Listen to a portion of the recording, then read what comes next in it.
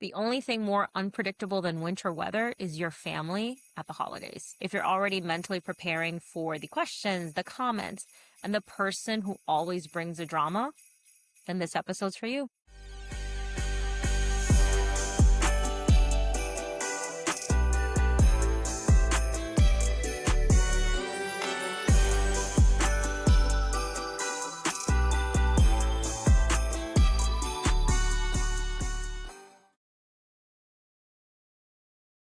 Hey, everybody, welcome back to the Mindful Mug, where we sip something warm, chat about life, pretend that we're all thriving during the holidays.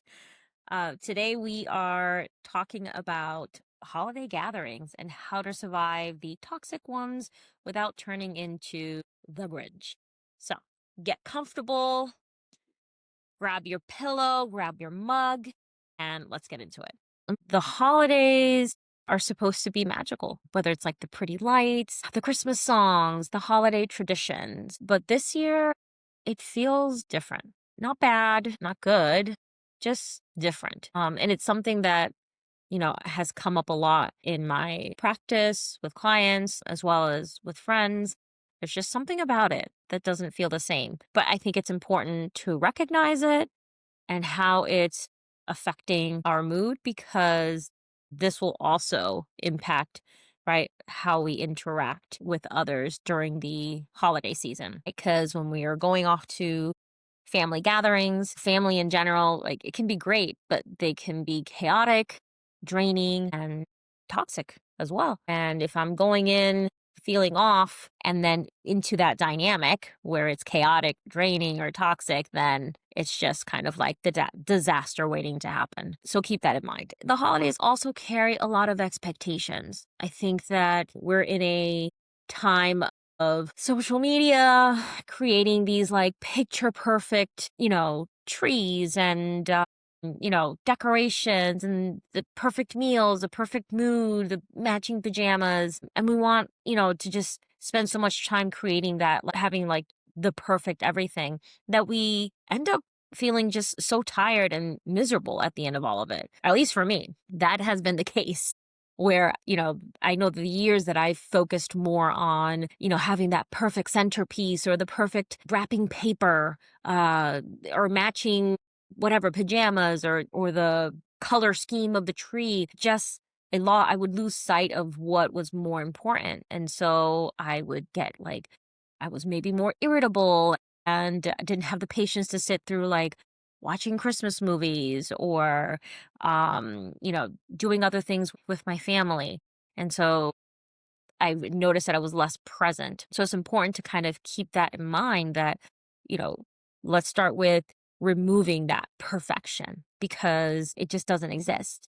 If you're just having the good time and, letting things just be how they are, then you can just be more present and relaxed with your loved ones. But jumping into the gathering part of it all. So before you walk into any holiday gathering this year, remember you want a game plan. You don't want to just walk in and like wing it. So tip number one, lower the bar. Usually we walk in having these expectations, and expectations are resentments under construction. People will not meet your expectations and you will leave feeling miserable. So if you lower that bar and you're going in kind of like it is what it is, and who's going to be there, and I'll get to that in a minute, and how things typically play out, then that's how you go in. And if it ends up being different, then great. That's a plus. But you aren't going in with like this expectation of it being, this great, perfect family gathering. Tip number two,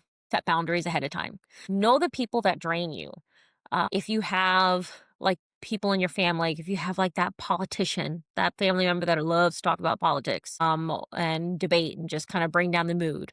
Or maybe you have that family member that is, the guilt tripper, the one that's always complaining about how, oh, you don't, call them, or you don't spend enough time with them. Or maybe you have the drama queen. This is like the person that tends to create a conflict and drama. And they're like that like common denominator in all of like the family conflict, right? They like to stir the pot. Or maybe you have the one upper, or maybe you have all of them. I don't know.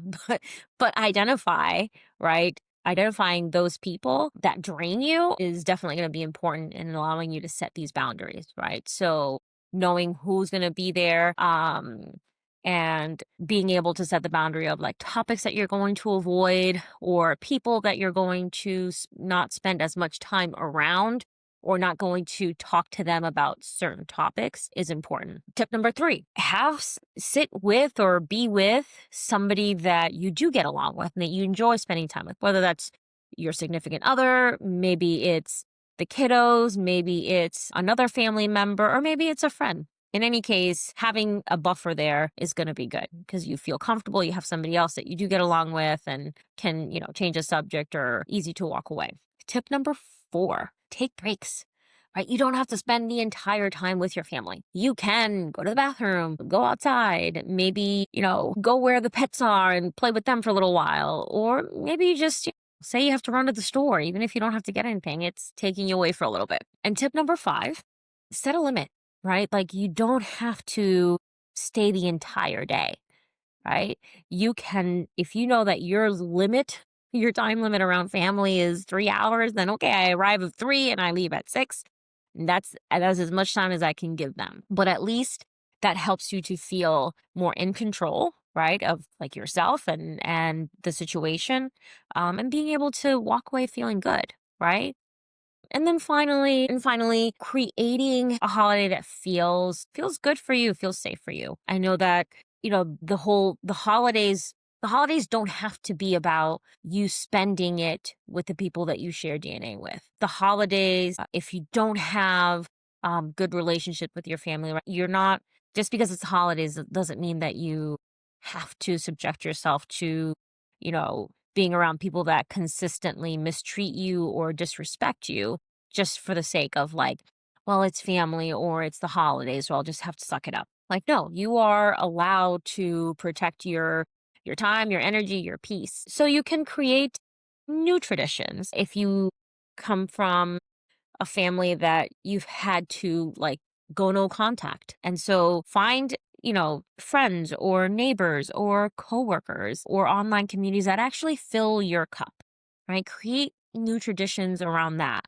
whether it's, getting together with them and having a nice meal together, or maybe you're volunteering somewhere, or maybe you decide to travel solo for the holidays, and that's a new tradition that you can create for yourself. Or maybe it's just spending that time on your own, right?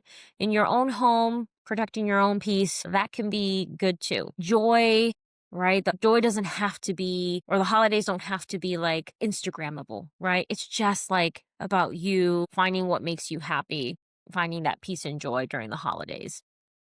Thanks for hanging out with me today on the Mindful Mug. Surviving the holidays with toxic family is a skill. And just like any skill, it takes practice and patience, sometimes a few more glasses of eggnog, and in my case, lots of caffeine. So if this episode helped you to feel seen, maybe gave you a good little chuckle, make sure to like and subscribe and share it with a friend or maybe that family member that gets it. Till next time, happy holidays, guys.